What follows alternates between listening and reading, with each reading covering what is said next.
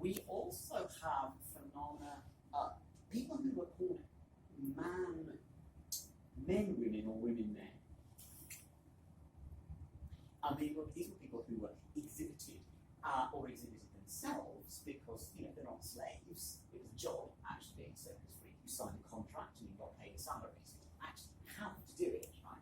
It was in the entertainment industry. And your job was to perform being half male and half female.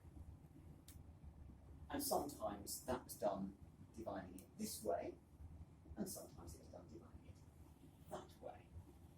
It was done sometimes with costume, and sometimes with body parts, whether they're fabricated or real. It was very clear. Ditto with the issue about bearded ladies, for example.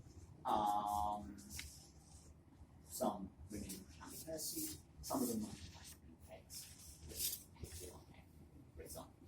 But this is one of the things that people actually bring to freak shows, to speculate about, is it actually real, is it not real, and all this kind of stuff.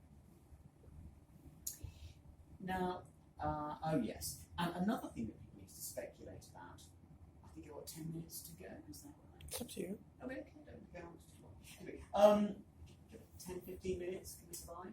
Yeah? Okay. So, another thing that people used to speculate about, I'm very interested in, is the sex lives of the freaks. So, here we have a story in which a bearded lady and a giant fall in love. Of course, he was dead in love with her. And people used to do a lot of prurient speculation about, the idea is that a normal person would have teamed up with a freak would marry each other. Which they often did, actually.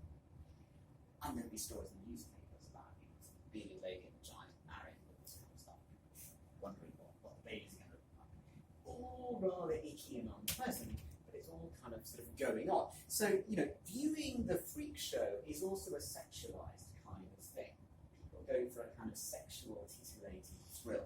I mean, nowadays we've got slight elements of that. If people are sort of swinging around on their trapeze and they're wearing those tights and all that kind of stuff, you're partly admiring the bodies kind of in action in front of you. Sex sells. It's always going to be part of the performance. Part of academia, of course, but it to be very, very unsexy. Right. Okay. Now, what happens, however, in the early 20th century is quite interesting. The term freak starts